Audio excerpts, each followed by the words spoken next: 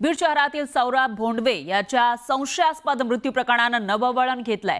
या प्रकरणामध्ये वाल्मिक कराडचा हस्तक्षेप असल्याचा आरोप पीडित कुटुंबियांनी केलाय। या संदर्भात अंजली दमानिया यांनी एक्स वर एक पोस्ट केली आहे। तर पोलिसांच्या कारवाईवर प्रश्नचिन्ह उपस्थित करत वाल्मिक कराडच्या सांगण्यावरूनच गुन्हा दाखल करून घेतला नाही असा आरोप सौरभ भोंडवेच्या कुटुंबियांनी केलाय। माझ्या मुलाचा तलावात बुडवून त्याचा खून करण्यात आला। मुख्यमंत्री साहेब आम्हाला न्याय द्या अशी आर्तसाद सौरभची पत्नी आणि आईनं घातली आहे। माझ्या नवऱ्याला त्यांनीच मारलं। कशामुळे हे झालं असावं आणि काय घडलं होतं त्या दिवशी? कधी तुम्हाला हे सगळं कळलं? आम्हाला रात्री 6:14 कॉल आला होता त्यांचाच। त्यावेळेस खूप आरडाओरडा ऐकायला येत होता। माझ्या नवऱ्याला न्याय मिळाला पाहिजे। तो खरंच बुडालाच नाही सर। तो म्हणजे कधी पोहत नव्हता आणि त्याला पाण्याचं माहीतच नाही ना काही। बीडला राहिल्यामुळं काय माहिती असं खेड्यापाड्याचं काही।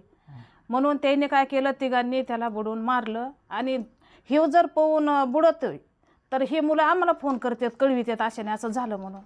मग आम्हाला जे नाही कळविलं मग ह्याचं अर्थच ते निघत आहे ना की ह्याने करून तिथं झाले, पोलीस स्टेशनला जाऊन बसले हे बिनधास्त। माझी मागणी तेवढीच आहे, त्यांना शिक्षा करा। वाचवायचा उद्देश असाच असेल की त्या आपल्या समाजाची मुलं आहेत ही, आणि आता घडून तर गेलंय असं त्यांना वाटलं असेल, हेही नोकरीला आहेत असं त्यांना वाटलं असेल, म्हणून त्यांनी वरदहस्त कोणाला तरी किंवा एखाद्या इथल्याच पुढाऱ्यांनी कुठल्या तरी वरिष्ठ पुढाऱ्याला फोन लावला असेल आणि त्यांनी मला वाटतं केदार साहेबांना फोन लावला असेल। कोण आहे ते नेमकं? काय स्पष्ट सांगा। आता स्पष्ट म्हणण्यापेक्षा मला तर असं वाटतं की वाल्मिकांनाचाच फोन गेला असावा, कारण त्याच्याशिवाय तर हे ऐकू शकत नाहीत PSI, कारण हे त्यांच्याशिवाय कोणाचं ऐकतच नाहीत। आणि मला असा संशय आहे की त्यांचाच फोन आला असावा, म्हणून एवढं हे डिरिंग केसात आम्हाला बोलत होते।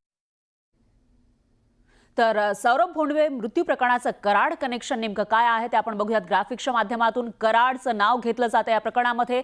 13 ऑगस्टला सौरभ भोंडवे मित्रांसोबत उखंडा तलावाजवळ गेलेला होता आणि त्यावेळेला संध्याकाळी 6:14 आईसोबत शेवटचा कॉल त्याचा झाला। नेटवर्क नसल्यामुळे नीट संवाद त्याचा झाला नाही आईसोबत। आईला त्याने शेवटचा कॉल केलेला होता आणि रात्री 9 वाजता सौरभ हरवला असल्याचा वडिलांनी फोन आला। वडिलांनी तसा फोन केलेला होता।